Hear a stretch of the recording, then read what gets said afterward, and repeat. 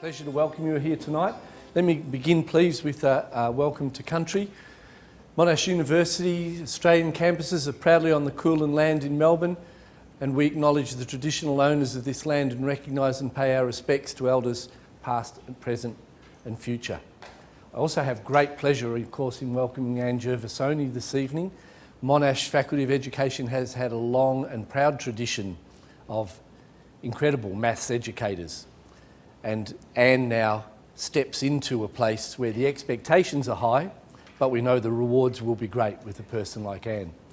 Beyond her wonderful scholarship, there's a really important thing about Anne that makes a big difference in a Faculty of Education. She's very personable, she's very thoughtful, and the students love her. Faculty of Education is a place where those things should actually thrive.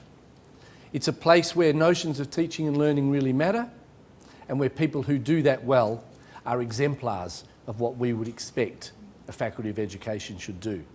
As Anne will demonstrate tonight, I'm sure, beyond her scholarship, beyond her great research, beyond the ideas she's got, she brings a knowledge and an ability to function as a practitioner in real and meaningful ways, and we think that's terrific. Yeah. So Anne, we really look forward to hearing from you this evening. Come down, welcome, and here we go.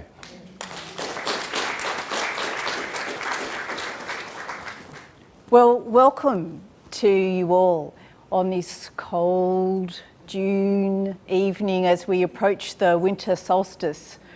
But I hope this evening that the topic, very much as we think about leading children's mathematics learning through a whole of community approach, warms you. And I'm certainly hoping that this evening that you will sit here, but more importantly, you will leave here this evening inspired and confirmed in the important contribution you all make as a community to, in our case this evening, young children's mathematics learning. So I'm hoping, I'm almost pleading with you that you will leave this room inspired and ready to make that contribution as part of a community to children's learning. Tonight very much will be a night of stories, but also of talking about some contexts in which I've worked. There's a story about the power of community, of working together, and the notion that it takes a village to raise a child, or in case of this evening, to enable children to learn mathematics. Now, it seems Hillary Clinton and I perhaps have both been inspired similarly by that African proverb, it takes a village to raise a child. I've thought about it as an idea for this talk this evening, but maybe because of the fact I know Hillary Clinton also used it as the title of her book, my attention was caught over the weekend's news cycle when I heard in launching her presidential campaign, she talked about the inspiration of her mother. And her mother said that every child needs a chance and a champion. And very much that's something that I'd like to draw on and draw upon this evening as well. That we all need a chance and a champion. So these are some of the stories and the context that we'll explore. And very much I'll be drawing on some research that I've been part of over the last 15 years. And I'm delighted to have a number of research partners and colleagues in the room this evening. Doug and Barbara Clark and Jill Cheeseman and Anne Roach and Anne Downton, to name a few. And Peter Sullivan also. But I think it's also important that we recognise as part of these stories that there is some research, some scholarship that underpins the work that we do. I'm also delighted to have my mum here in the audience, and also one of my childhood friends, Bernadette Bakash. And she has to wave when there's a photo that perhaps will make a connection to her. But very much there is research, there is scholarship, and there are stories of community underpinning what we'll talk about this evening. Do you recognise me sitting on that horse? But I want to begin by thinking about my early learning of mathematics. And I grew up in North Kew, and my parents were newsagents. And you might see a bit of evidence of our shop just there. And very much we lived behind the shop. That shopping centre was our village and our community. Next door, there were the Jackson's Milk Bar. We had Barry Butcher, the chemist, and Len Hook, who was the butcher. That used to get us a little bit confused. And next door, there was Mr. Stanley, the delicatessen, and there were the Middletons, who ran the fruit shop. My sisters and I, we worked in the shop from a very early age, and you can imagine perhaps that Mum and Dad really taught us a few good strategies for being able to add numbers or total the prices of the items that people bought, to give out change correctly. And we also were very aware that the till had to balance at the end of the day. The kids in the shopping centre certainly got together, and I can remember some innovations around the activities that we'd engage in. Michael from the milk bar next door, my sister Claire and I, one summer's day decided we'd go collecting the plums from our collective trees in the backyard and take them down to the fruit shop to see what we could exchange them for. There was a bit of mathematics. Now, can you imagine our joy when we proudly left the shop with a huge bag of peas? And I can remember sitting on our back steps, Michael, Claire and I, shelling the peas and eating the peas and thinking that these were the most delicious peas we had ever tasted. But there were also some rituals involved. We were in and out of each other's shop all the time. But whenever I went into Mr. Stanley's shop right next door, there was a process that was always gone through. As a young child, I'd walk in and Mr. Stanley would greet me very warmly, dressed in his white starched apron, and he'd ask me how many fingers I had. I'd get my fingers out and I'd work out the answer for today. And every time I walked into the shop, the same ritual would occur. Now, I can remember as a small child being ready for the question. So eventually I'd walk in the door, I'd have my fingers out, and I'd be ready for him to ask the question. But then one day, I remember standing there, fingers at the ready, thinking, I don't need to count them anymore. I just know I have 10. And this was my first insight of knowing some mathematics. I wonder what yours is. Now, I don't know for how many weeks or months or years that happened, but that ritual was important, and Mr. Stanley was important in my learning. It takes a village to learn mathematics. And you are all Mr. Stanleys, or perhaps Mrs. Stanleys, for children. And that's part of what it means to be a community. How do we, through our interactions, our friendship, our challenges, help children, and young children, which is very much the focus of today's talk? How do we work together to help children learn maths? Now, it's great to have Nectaria down the back. Wave to everyone, Nectaria. Nectaria possibly is the youngest person in the room today, and I've said to her that I'm hoping in about 20 years she'll be up here giving this talk.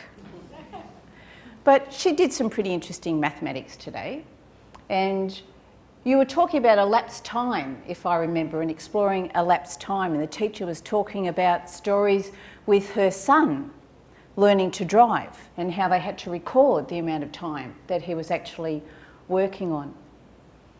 These stories, of course, are all important for getting us to notice and discuss and talk about mathematics, which is what's required to learn. And this is something I'd like to come back to towards the end of my talk. How do we help children to notice? How do we discuss? And how do we challenge and support children to explore mathematics? And you are the Mr. Stanleys who help that to happen. It's interesting that as we turn our attention to learning maths at school, and in primary schools in particular, there's still a global challenge about enabling all children to have the opportunity for primary education. At the dawn of this millennium, there were 100 million children who did not yet have access to primary school education. From an Australian context, that's hard to imagine, imagining a world in which, as a young student, you don't go to school. Now, over the ensuing 12 years, that decreased. And in 2012, there were some 58 million, welcome, who had not yet had the chance for primary school and universal primary education. Can you imagine a world without that opportunity? And it's interesting to see we still have these Millennium Goals. But very much education is one of the most important ways to break the cycle of poverty. And that's an issue throughout the world. It's also, sadly, an issue here in Australia. And that's something also for us to think about as a community. How do we work together to assist families to break that cycle of poverty and enable all to have access to education? Last month, I attended the East Asian Conference for Maths Education that took place in Singapore, in the Philippines. And in the Philippines, for the first time this coming school year, children will have the chance to participate in Year 11, and next year, Year 12. That idea of also secondary education and universal secondary education is still a challenge. For teachers in the Philippines, they're quite anxious about that situation. They're anxious about whether the curriculum for Year 11 and 12 will be adequate, whether they'll have adequate teaching ability for this new curriculum, this new age for secondary education in the Philippines. They're worried about having enough physical space for more students. But when we turn to Australia, there is still a struggle with universal secondary education. And partly that's very much about in more remote parts of Australia, there are not secondary schools that teach year 11 and 12. For children to have access to that, they have to leave home. If you're thinking about Western Australia, Northern Territory, then pretty much you have to go to Alice Springs or Darwin or Broome or Perth or Albany to have that opportunity for year 11 and 12 education. What does that mean? And how does that make you think about engagement in education and the challenges for a community? In 2009 to 2011, I was the director of a research project funded by the federal government that was called Bridging the Numeracy Gap in Low SES and Aboriginal Communities. And as part of that research, we worked in a number of communities in the Kimberley area.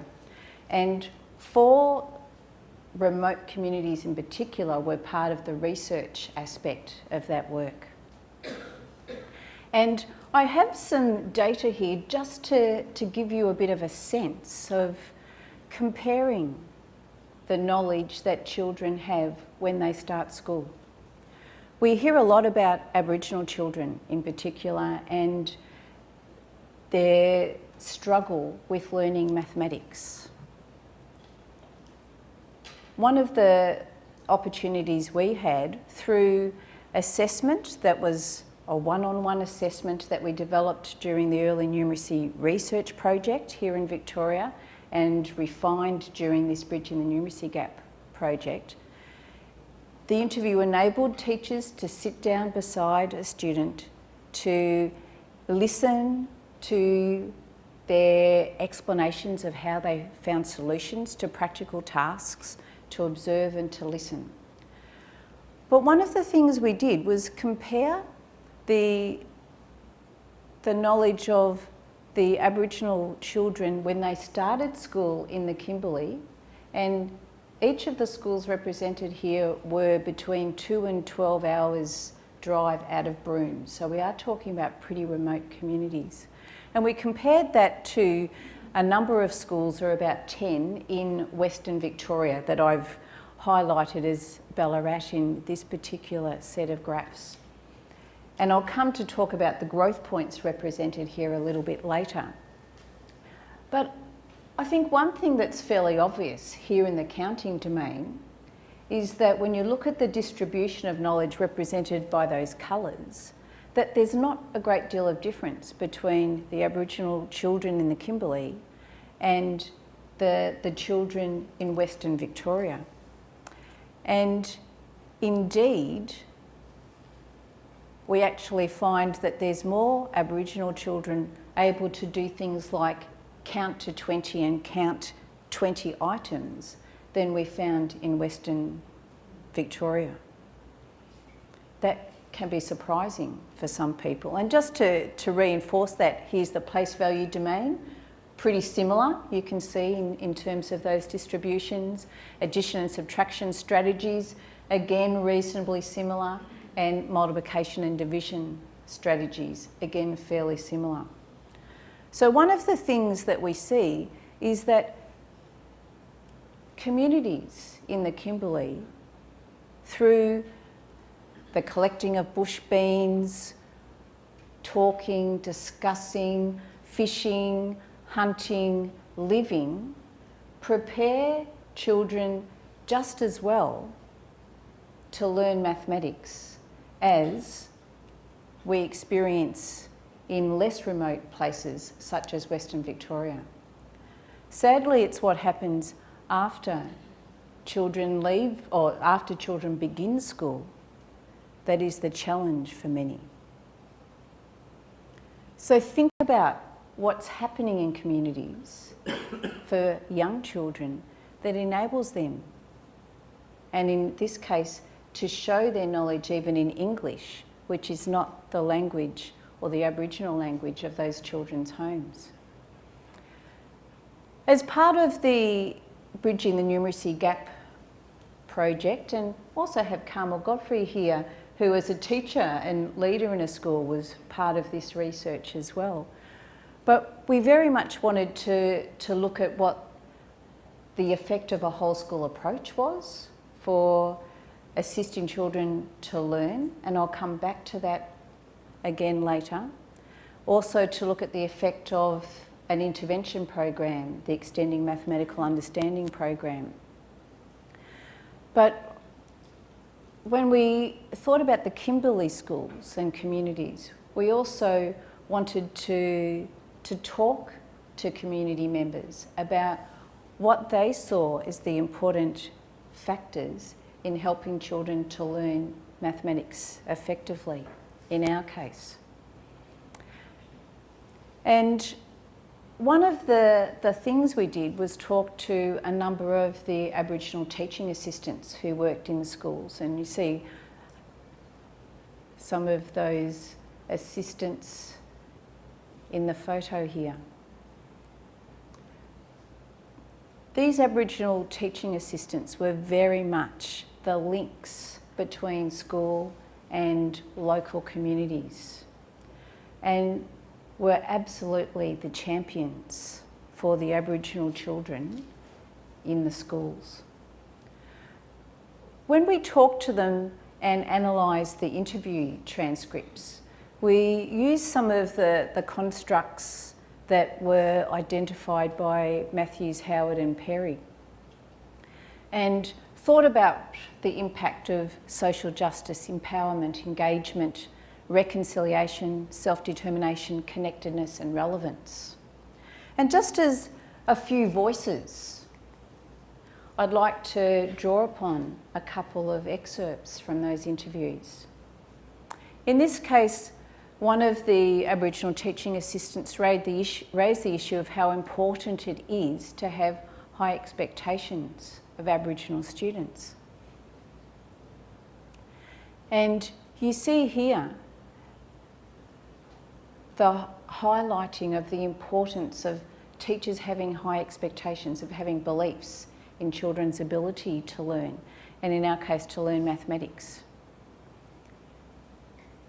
And in this case, it's recognised that sometimes teachers express surprise that Aboriginal children can read or do maths. And as a community, I think, and as a community of teachers, for some of us sitting here, we really need to question that idea. Self-determination was another important theme. And of course, self-determination is about the ability to make decisions that affect your life. And sometimes people don't feel they have that opportunity to make decisions about their children and about themselves and about education. And it's interesting, this story, as you read it, was about one of these Aboriginal teaching assistants thinking and talking about her own son, who, as part of community life and family life, did a lot of reading at home. But throughout the whole of that year one, the teacher gave this child, and for those of you who know reading levels, level 1 books for the entire year. And she's saying, I know he can read better than that. And it pretty much took a year for her even to have the courage to say to the teacher, I think it's time to assess my son. And in doing so, she found that this boy could read really well. And all of a sudden it was level 18 books that he had the chance to read. Again, the importance of having the courage to advocate on behalf of your children is not always an easy thing to do. And connectedness. The Aboriginal teaching assistants very much were the glue, the connection, and principals and school leaders really relied on them a lot. In this particular case, there were a number of students who came from a a community that was about 30 minutes drive from the school, and very rarely did the parents come and visit the school and their kids at school. But the ATAs went out, and many of you will have heard of the backpack type programs that many schools use. Ways of connecting parents and families and community members and enabling parents and guardians to understand how kids learn and how kids learn mathematics. Another story centres on maths clubs, and again a focus on how do we engage children in mathematics, get them excited, inspired, but bring a whole of community approach. For the last 17 years I worked at ACU in Ballarat, and there's no doubt that country towns or cities, in the case of Ballarat, are great at building connections between community. Although we'd certainly recognise in North Kew there was plenty of community there as well.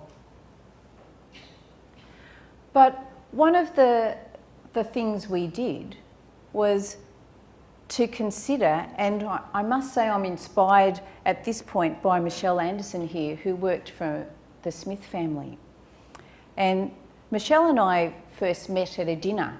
We actually both received an award, and we got talking about our respective work, and then thought about how we could actually build connections with each other. From her point of view, the Smith family being very focused on breaking the cycle of poverty through education, and had a suite of programs and initiatives that they worked on to assist that process. In my case, I had teaching experience, research, outcomes, and a whole university full of pre-service teachers. Absolutely wanting to learn about teaching, to build community connections, and willing to work with children to help them learn. So we did a bit of plotting and planning, and in the end formed a maths club. And this was an after-school opportunity from 3:30 to 5. We grouped together schools in disadvantaged communities, which were our focus, and engaged in a whole suite of experiences. Let me show you a few pictures. Very much it was about building community capacity. The pre-service teachers became champions for kids, working in small groups of about two to three children. We recognised the importance of each week the children receiving a certificate that highlighted some important mathematical thinking they did during that day. You can see them looking pretty proud there. But we also learnt along the way the importance of inviting the parents and guardians to actually come for the last 15 minutes and participate in the ceremony around acknowledging that great thinking and work. The activities were often fun, engaging, often look like games, but we had a strong curriculum focus and learning focus and intention underpinning everything that we did. And one of the opportunities we had was to actually also link Maths Club to an elective unit that the students were engaged in. Now that also meant we developed assessment activities for the university students around their engagement in this work as well.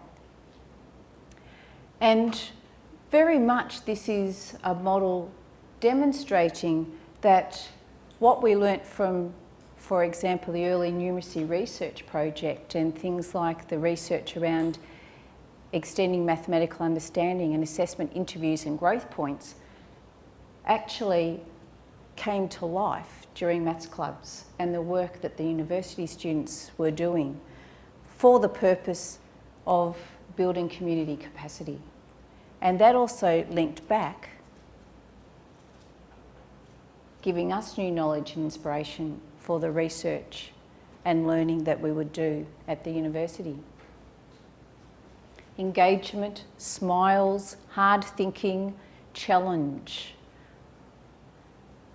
But part of this was also the university students developing activities and workshops for the parents. Now, one of the things that doesn't happen a lot during professional experience at university is the chance for the pre-service teachers to actually talk and engage with parents. That's usually the classroom teacher's job. So we really had a focus here on building those partnerships, encouraging parents and guardians to take part in Maths Club. But also the students developed workshop activities with ideas about what the families could do at home to help the children discuss, explore and engage in mathematics. You can see some of those activities there. Might see a bit of fruit and vegetables arrayed there. Can you estimate the mass of each of those items? Order them from the least to the greatest in mass, and then perhaps test your estimates. I wonder how much a zucchini does weigh. But these are all, of course, the important explorations that we want children to have. But the students also had the chance to learn about the courage of many of the families and the challenges they had. In this case, a mum who hadn't had the chance for primary education, and learning how brave she was. The students also did some assessment using the assessment interview and worked out the growth points that children reached. Now, this gave children also the chance to come to university, which was a strategic move for us during the school holidays. To actually step inside the university gate was a huge thing for these families. Now, while they were being assessed, I'd take the families on a walk through the university. They loved the paramedicine labs, the nursing labs, but just a way of demystifying what universities are about and seeing that universities also are part of the community, part of the way we work together in this process of education and knowledge building. And we gave the kids a certificate to acknowledge they'd been to university and had that experience. And again, you can see how proud they were. Actually, we also gave the parents who came to the workshops certificates, and they couldn't wait to get home and take their kids' ones off the fridge and put theirs up. And I guess part of that work was also learning to develop individual learning plans for each student, which we handed over to the Smith family. And those learning plans were used by parents, guardians, tutors, teachers to actually personalise what was important for children's learning. So an example of how we harness communities to actually assist kids to learn. And story after story we heard of teachers recognising the change that happened for these children when they were learning maths. They wanted to come to Maths Club. They'd asked their teachers, was it Maths Club day yet? But they were more confident and excited about learning mathematics. And one mum at Maths Club couldn't wait to tell me this story. How she was driving her daughter and she just said spontaneously, "Mum, I just love maths." And her mum said, "I nearly crashed the car." Luckily she didn't. But this shows, of course, how much parents want for their kids to learn and succeed. But in many cases, haven't had the chance to finish secondary school, sometimes even primary school themselves. And this can affect the confidence they have about engaging with their children in mathematics. Now, one of the things we introduced in Ballarat was a program called Clemente.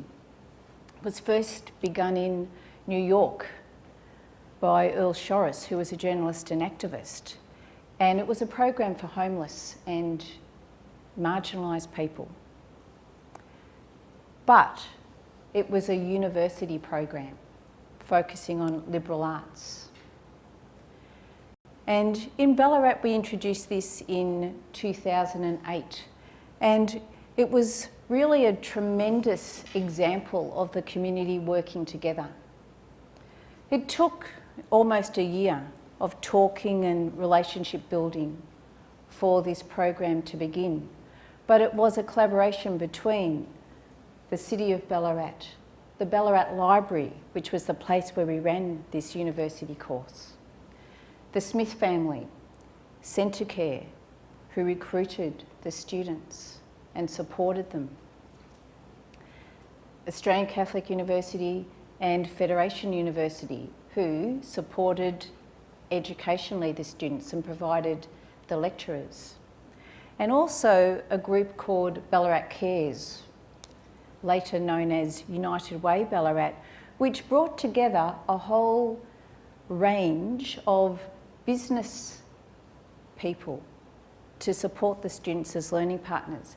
And in this case, the businesses supported their employees to come for an hour and a half each week and sit, encourage and support these students during a tutorial to give them that link to the community.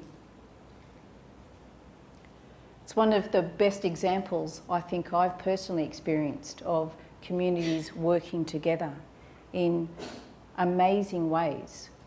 But in many cases, the students were mothers, and mothers who hadn't had the chance for education themselves but had never let go of the dream of going to university. But also recognising that if their kids were going to finish school and have the chances they didn't have, that maybe they needed to go to university themselves. And we know there's a very strong association between the level of parents' education and the outcomes for students in learning. Here's a couple of the students with, in this case, they'd studied a unit on 2D art. It was a certificate in liberal arts that they completed. And the Ballarat Art Gallery had an exhibition of one of their pieces of work in the window. Now, some of them used to tell me they'd stake out the front of the street to see how many people stopped to look at their work. But can you imagine what it feels like to actually see your work, and for an institution like the Ballarat Art Gallery to actually have your work there? They'd bring their families into the art gallery. The Ballarat Library, where we ran the classes, all of a sudden had huge numbers of families joining, and they would hang out at the library, bringing their kids. But the mums said what we liked most was the fact that we'd sit at the kitchen table to do our homework, and the kids would come and do their homework too. And very much that's what this engagement was all about. You might recognise our current Governor-General there in the background. And these are our first group. It's 5 of the 6 students who graduated with the Certificate of Liberal Arts in Ballarat. Very proudly standing there with huge numbers of supporters, neighbours, family members coming along. Jeremy Smith, Peter Howard and I did some analysis of the effect of this Clemente program on the students' lives. And I've just got a couple of examples here. Debbie, who said it's an opportunity for people, and for people like myself who struggle a little bit, to get us out there, to get back out into life and to see some sort of future. And for people who couldn't or didn't learn before or didn't have an opportunity or weren't in the right environment years ago, who can do it now.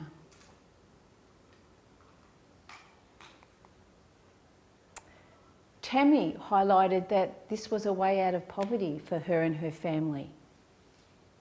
She lived below the poverty line for 30 years.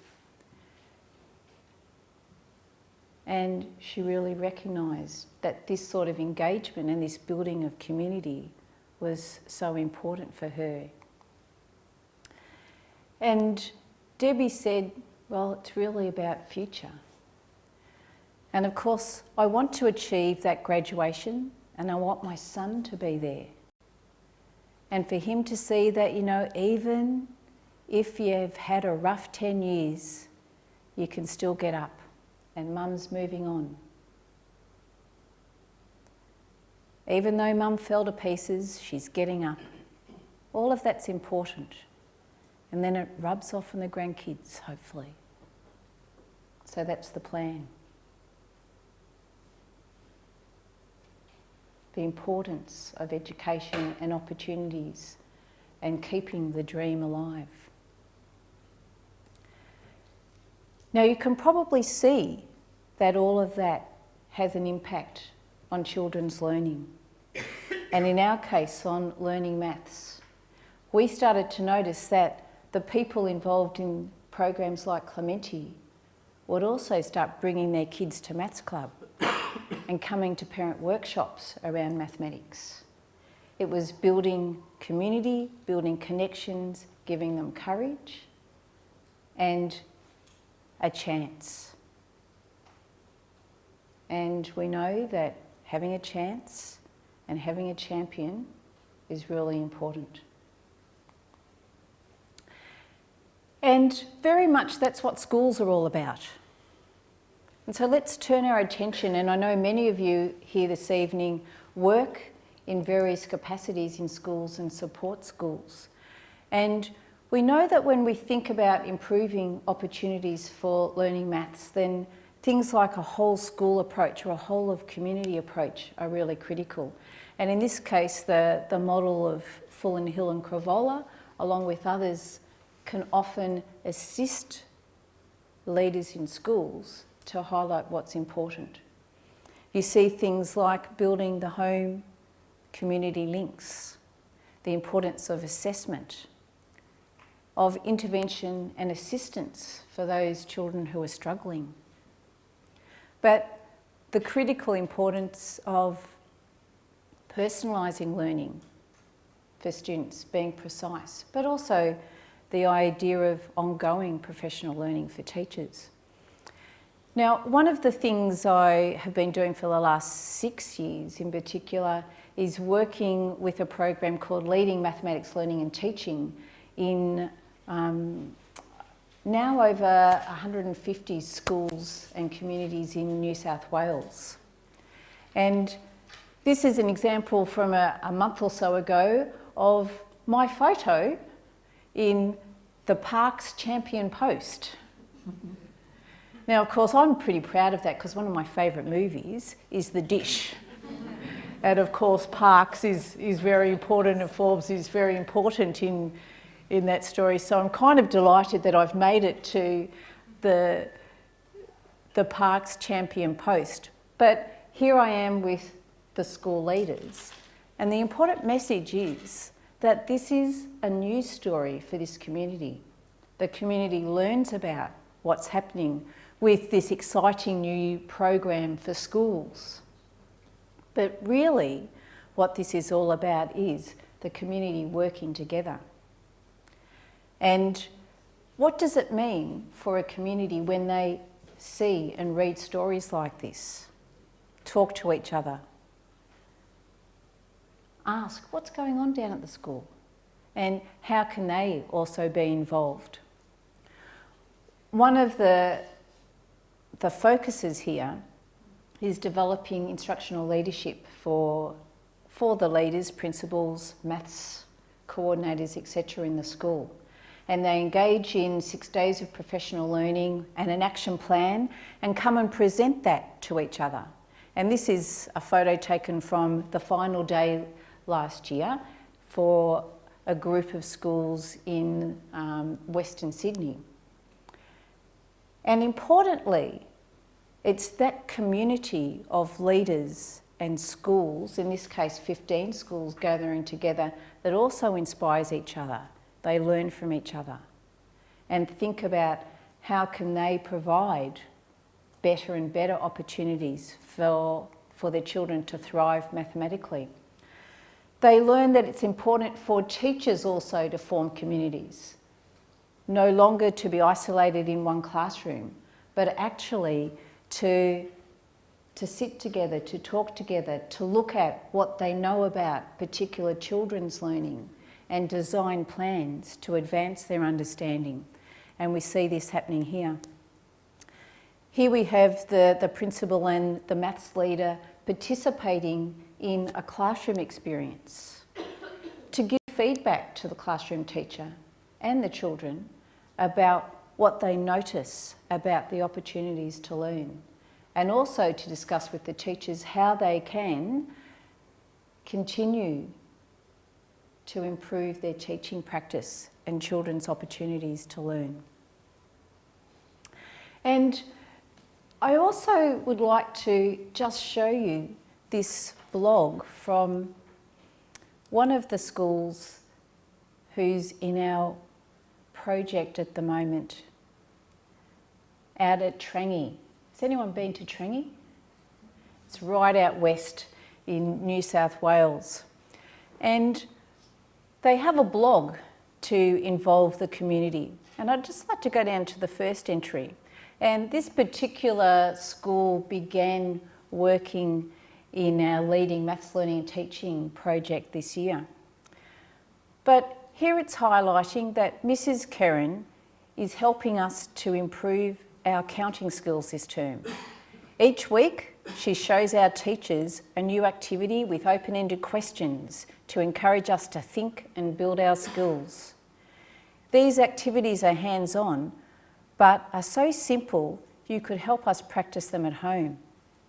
We'll be adding examples of these activities each week to show you how our number skills are developing. Now, is that enticing, encouraging for parents? And as we continue, those of you who know me well will recognise a few of my favourite activities in here, handfuls, where kids organise collections to work out how many they are, in fact, without counting them, but by working it out. We see bead strings being used here to help children think about collections and quantities. And the challenge of magic squares. And thank goodness, everyone was starting to think this was an impossible challenge and impossible to crack until Bridget in Year 4 was successful, which gave everyone a bit of inspiration. And then we see a second student, Kaya, has also been successful. Does she look proud? Pleased with the effort? But perhaps another example of a champion and a chance that helps us to learn mathematics. But importantly, recognition, in this case through a blog, but the opportunity for parents, community members, anyone in the community, they say, is welcome to read our blog and find out what we're doing to learn mathematics. How many panes of glass in this window? That was very quick. How did you think about that? Just, yeah, I guess, actually no, I divided it into sixes and sort of 4. So you could see the 6, or you divided into 6s here, and you could see that there were a number of lots. Yeah. Happy with that? No, not now. So what have you noticed? 3.5 lots. 3.5 lots. So another way of thinking about things. But in this case, we have an array. And another story is one of the principals in a school in Western Sydney during the Christmas holidays gave the families a challenge. And that was to find as many arrays as they could. And when they did, to send her the photos. And she received over 600 emails with photos attached during those school holidays. Now, what does it mean when families are out and looking for arrays and thinking how many there might be and challenging grandparents and aunties and uncles to find good examples? That opportunity to notice and discuss and explore mathematics. When we think about assessment, one of the ways that schools and principals can really develop their opportunities for children's learning is through having good knowledge of what children currently know. And in this case, we're drawing on the early numeracy research project's early numeracy interview that was refined as the maths assessment interview a couple of years back. But it's very much a task-based interview with students and teachers sitting together, observing, listening, finding out about what kids know. And also finding out what growth points children have reached. And some of you will know these growth points that we developed during the early numeracy research project. But here, as a bit of a graphic, you can see we have some growth point data here, in this case for addition and subtraction strategies for grade 1, 2, 3 and 4 students. And these are all students who were involved in the Bridging the Numeracy Gap research project that I mentioned before, and around 400 to 500 children in each group is represented there. And you see, for a start, even if you're not sure about what these growth points actually mean, you can see that in each grade level there are examples of growth point 0, 1, 2, 3, 4, 5. We've got quite a range of knowledge in any particular class. And this highlights the challenge of teaching mathematics in a classroom environment. You might also recognise that there are some kids on lower growth points and on higher growth points. And it's a particular challenge for teachers to imagine and plan for those children's learning. In this case, we see almost the slope of learning across the years in addition and subtraction strategies. But you might see in this case in multiplication and division that very large bands of children collect there on growth point 2 and are really struggling to get beyond the next challenge, which is a partial modelling situation. And my colleague here, Anne Downton's done a great amount of research giving us some insight about that particular scenario. But it highlights that principals and maths leaders can very much analyse learning across the years for their school and highlight where there might be and identify where there might be some stagnation in learning, the need perhaps for the opportunity for teachers to learn more about various issues and then to organise professional learning accordingly. And in this case, we see some information about the numbers that children understand. 2-digit numbers in this case, and we see very large numbers of children even in grade 4 who understand 2-digit numbers, but not yet 3 and 4-digit numbers. And you might imagine the challenge that then presents in a class like grade 4 when lots of the typical experiences rely on understanding 3 and 4-digit numbers. We've also done some analysis comparing knowledge for German children and Australian children.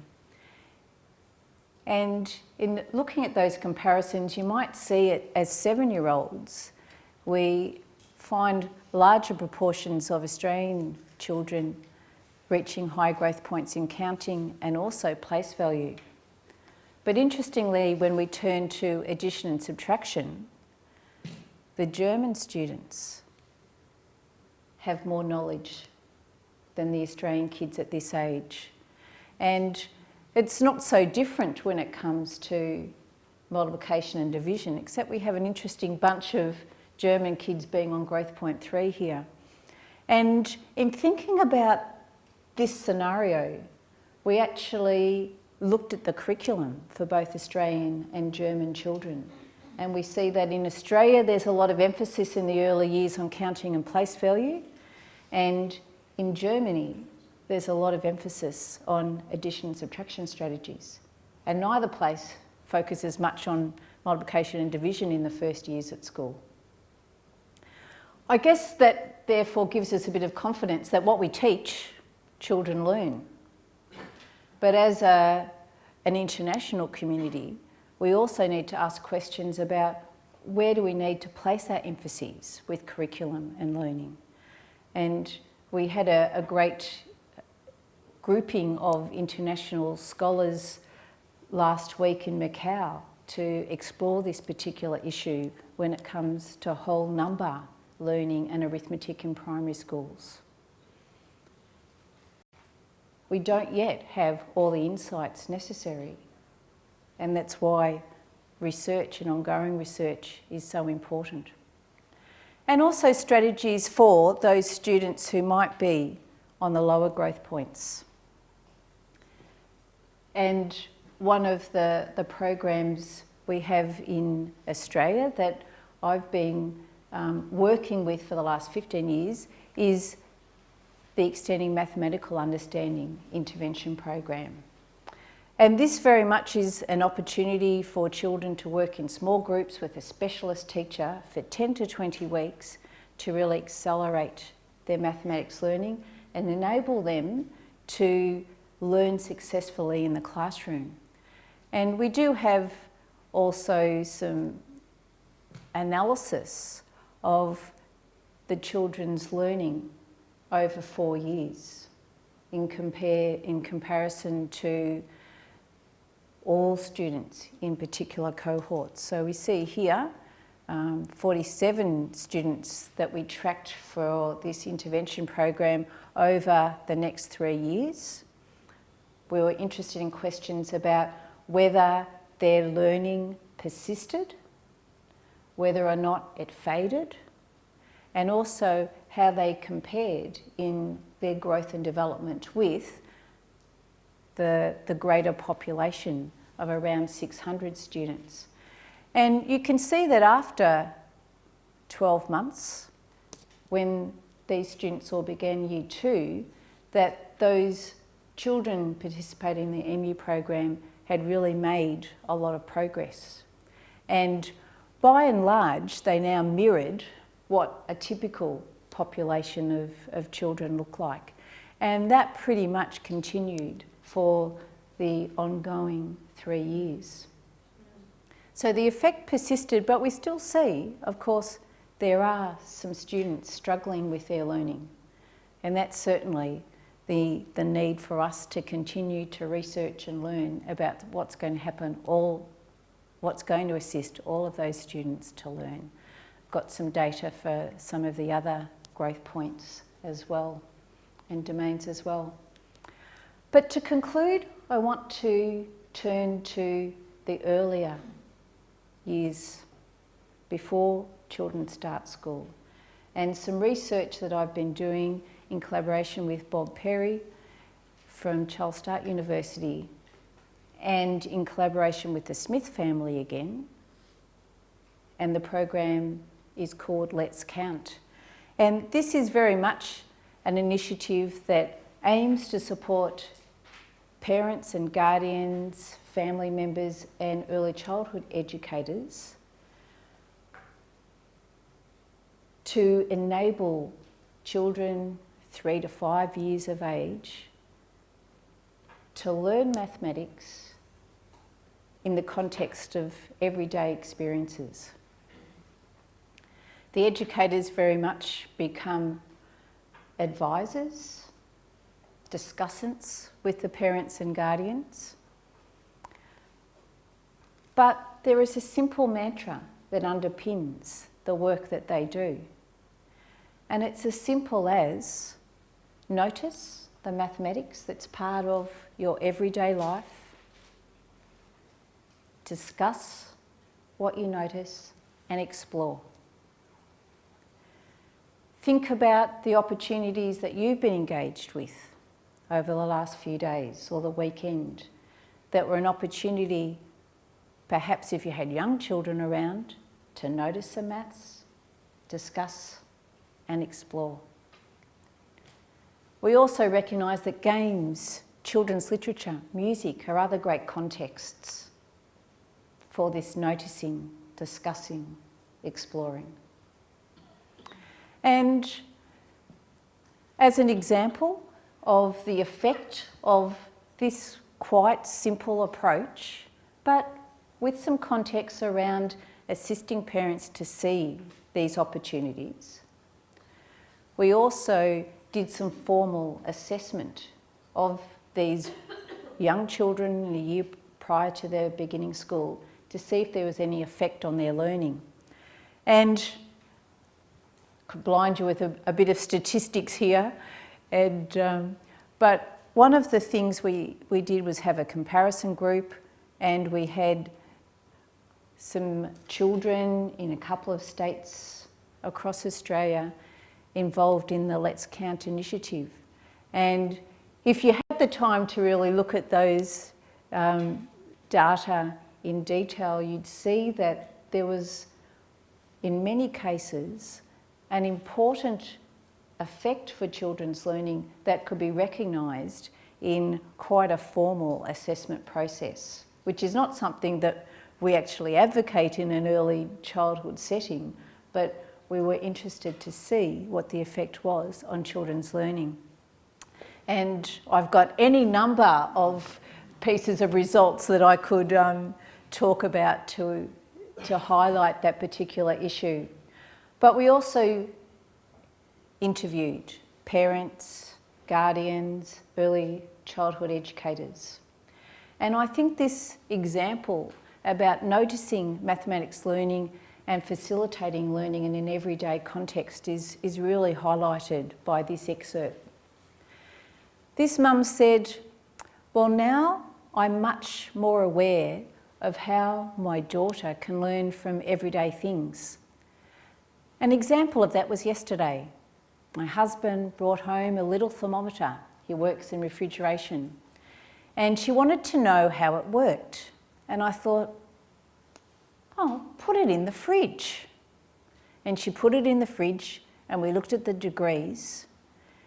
And then she wanted to put it in the freezer and look at the differences in temperature. Yeah, from that it kind of snowballed into looking at why there were different numbers, what's Fahrenheit, what's Celsius, all that kind of stuff. So I think, let's count, notice, explore, discuss, was good. At the start of the year, I wouldn't have bothered. I wouldn't have even thought about it.